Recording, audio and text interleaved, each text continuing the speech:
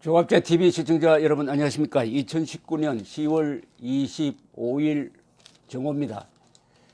정경심 씨가 구속되었습니다.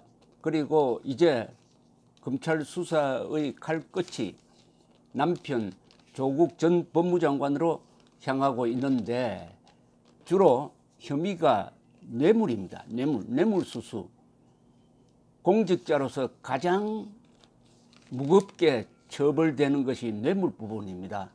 이 뇌물수수 혐의를 집중적으로 추적하는데 결국은 조국 전 장관을 소환해서 조사하는 구도로 가고 있습니다. 이 뇌물수수라는 것은 공직자의 뇌물수수는 직무와 관계가 있어야 합니다. 자기의 직무를 가지고 누구에게 편의를 봐줌으로써 돈을 받는 이런 대가 관계가 성립되어야 합니다. 이것을 입증하는 수사는 매우 정교하게 이루어져야 합니다. 더구나 상대가 이 정권의 실세이니까 더구나 여당이 편들고 선동 언론이 편들고 그 지지 세력이 아직도 버티고 있으니까 검찰의 수사는 증거주의로서 승패가 날 것이라고 생각합니다. 그 핵심되는 의혹은 이겁니다. 조국 전 법무장관의 처 정경심 씨가 작년 1월에 2차 전지 업체인 WFM의 주식을 차명으로 샀는데 아주 헐값으로 샀습니다. 시세보다 헐값으로 사가지고 여기서 한 2억 원의 이득을 보았다고 합니다. 2억 원. 그런데 이 매입을 할 이 무렵에 조국 전 장관의 계좌에서 처의 계좌로 수천만 원이 이체된 것을 확인했다는 겁니다. 그러면은 조국 전 장관도 알았을 것이다. 공범이 되는 거죠. 알았을 것이다. 어떻게 알았다는 것을 증명하느냐 하는 쪽으로 지금 수사의 표적이 아주 맺혀져 있는데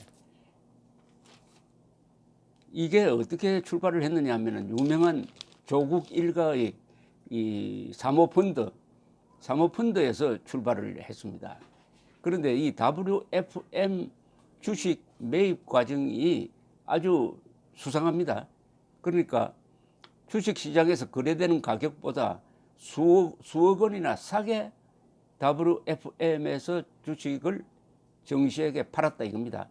그런데 이 WFM은 누가 가지고 있는 회사냐 하면은 조국 펀드의 운용사인 코링크 PE가 이 회사를 인수를 했습니다. 그런데 이 코링크 PE의 총괄 대표는 조 전 장관의 오촌 조카 조범동 씨입니다. 구속됐습니다. 그러니까 가족과 가족 사이에 이루어진 주식 거래, 수상한 주식 거래인데 여기에 사연이 있습니다. 이 코링크 PE는 2016년 8월에 해외 석탄 사업을 하는 포스링크를 인수를 했고 이 회사는 2017년 6월에는 블록체인 업체 서트온을 인수를 했고 이 업체는 석 달 뒤에 그러니까 2017년 9월에 가상화폐 거래소 코인링크를 열었습니다. 그러다가 갑자기 2017년 11월 코링크 PE는 코인링크를 청산해 버렸습니다. 손을 떼버렸습니다. 그러다 그 한 달 뒤 정부가 뭘 발표하느냐? 가상화폐 거래소 폐쇄 정책을 발표를 합니다. 이 타임라인이 아주 중요합니다. 이 발표가 난 뒤에 가상화폐 거래소는 수익이 급감하여 직격탄을 맞았습니다. 그러니까 이 코인링크는 재빠르게 정부의 이 가상화폐 거래소 폐쇄 정책을 미리 알았는지 몰랐는지는 확인해 봐야 알겠지만 어쨌든 재빠르게 손을 뺨으로써 엄청난 손해를 면할 수 있었다. 그런데 여기에 또 흥미로운 사실이 있습니다. 가상화폐 거래소 폐쇄 정책을 최종 조율하고 총괄했던 곳이 바로 청와대 민정수석실. 그때 민정수석이 조국 전 장관이었다는 겁니다. 그러면 지금 검찰은 이렇게 의심하겠죠. 조국 전 장관이 가상화폐 거래소 폐쇄 정책을 지금 세웠는데 이렇게 하면은 이렇게 하면은 가족이 손해를 볼 것 같으니까 이 오촌 조카 뭐 부인을 통해서든지 오촌 조카에게 알려줘가지고 오촌 조카가 빨리 발을 빼도록 했다. 그렇다면 이것은 정보죠. 정부의 정보를 돈과 맞바꿔 먹은 셈이 되는데, 그래서 검찰은 조 전 장관이 코링크 PE가 한 발 빨리 가상화폐 사업에서 손을 들게 하는 방식으로 이득을 주고, 그 대가로 조 전 장관의 오촌 조카는 WFM의 주식을 헐값에 조 전 장관 처에게 넘겼다면은 이게 뇌물이 성립된다는 겁니다. 이게 뇌물이 성립된다. 그런데 이 법리적인 검토가 필요합니다. 이거 뇌물죄라는 것은 형량이 너무 높기 때문에 아주 정교한 증거가 뒷받침돼야 되는데, 한 변호사는 조 전 장관이 민정수석으로 있을 때 WFM과 관련한 업무를 한 적이 있다면 뇌물죄의 주요 성립 요건인 직무 관련성은 인정될 수 있다. 그렇게 봅니다. 그런데 조 전 장관에게 뇌물죄를 적용하려면 검찰은 그가 처의 WFM 주식 매입으로 이익을 볼 것이라는 것을 알고 있었다는 점을 입증해야 합니다. 여기가 이제 참 어렵습니다.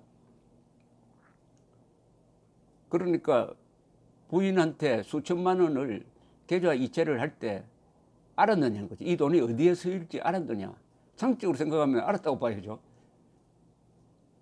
부부 동일체 아닙니까? 어떻게 보면 이게 경제 공동체로 봐야 되는 거 아닙니까? 경제 공동체로 보면 이게 뭐 딱 떨어집니다. 박근혜 전 대통령과 최순실을 경제 공동체로 묶었던 식으로 그보다는 더 친밀하죠. 그렇다면 정보를 공유했다고 봐야죠. 5천만 원을 주면서 이 돈이 어디 쓰여지느냐 묻지도 않았을까요? 그러면 돈을 보내라고 하면서 이게 어디에 쓴다든지 말도 안 했을까요? 알았다면은 이게 뇌물죄가 성립이 된다, 이런 이야기입니다. 이 흥미로운 것은